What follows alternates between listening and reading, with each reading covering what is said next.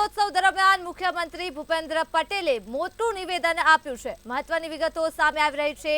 ડાંગમાં શાળા પ્રવેશોત્સવ સમયે મુખ્યમંત્રીનું નિવેદન સામે આવી રહ્યું છે। મુશ્કેલી આવે તો પણ ભણવાનું છોડવું જોઈએ નહીં। મુખ્યમંત્રી ભૂપેન્દ્ર પટેલનું નિવેદન સામે આવી રહ્યું છે। મુશ્કેલીમાં સરકાર તમારા લોકોની સાથે જ ઊભી છે। આ સાથે જ તેમનું કહેવું છે શિક્ષકો ધ્યાન ન આપે તો મારું ધ્યાન દોરો।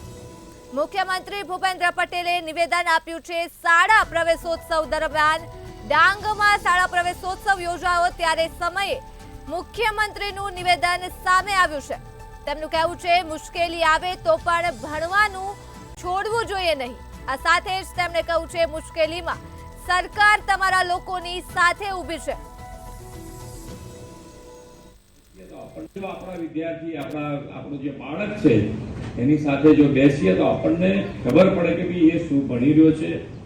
અને કદાચ ક્યાંક સ્કૂલમાં પણ તમે આવવાનું રાખો, કારણ કે અહીંયા આગળ આપણા વાલીઓ માટેની પણ એક કમિટી બનાવેલી છે અને એ કમિટીમાં તમે આવો તો એમાંય તમે સ્કૂલમાં પણ જો ક્યાંક તમને મુશ્કેલી લાગતી હોય કે ભાઈ સ્કૂલમાં શિક્ષકો પ્રત્યે કંઈ કહેવાનું હોય, કોઈ ફરિયાદ હોય તો એ પણ અમારા સુધી પહોંચાડી શકો।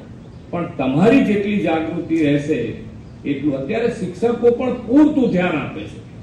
અમે એટલું અત્યારે ઘણા બધા શિક્ષકો, કોઈક શિક્ષક હોઈ શકે એવું, પણ શિક્ષક અત્યારે વિદ્યાર્થી એક દિવસ ના આવે અને જો બીજા દિવસે સ્કૂલે ના આવ્યો હોય તો બીજા દિવસની સ્કૂલ પતાયા પછી શિક્ષક સીધો એના ઘરે પહોંચી જાય છે કે ભાઈ શું તકલીફ પડી। આ કેટલી સારી શિક્ષકોની ભાવના પણ અત્યારે જુઓ તમે કે વિદ્યાર્થીઓ પાછળ પૂરતું ધ્યાન આપે છે।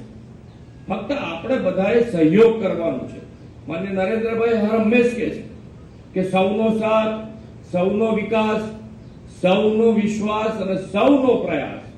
આપણે બધા પ્રયાસ કરીશું, તમને કોઈ તકલીફ નહીં પડવા દે। અહીંયા સુધી અમે આવ્યા છીએ તો કહે છે કે ભાઈ ડાંગ જિલ્લો અને ડાંગ જિલ્લામાં આ શેવાડાનું ગામ એવું કહેવાય। આજે તમે અહીંયા આગળ છે કે અહીંયા સુધી આવ્યા ત્યાં સુધી તમે રોડ રસ્તાથી માંડીને બધી જ વ્યવસ્થા તમે જુઓ તો તમને એવું લાગે નહીં કે છેવાડાનું ગામ છે, પહેલું ગામ છે એવું જ છે।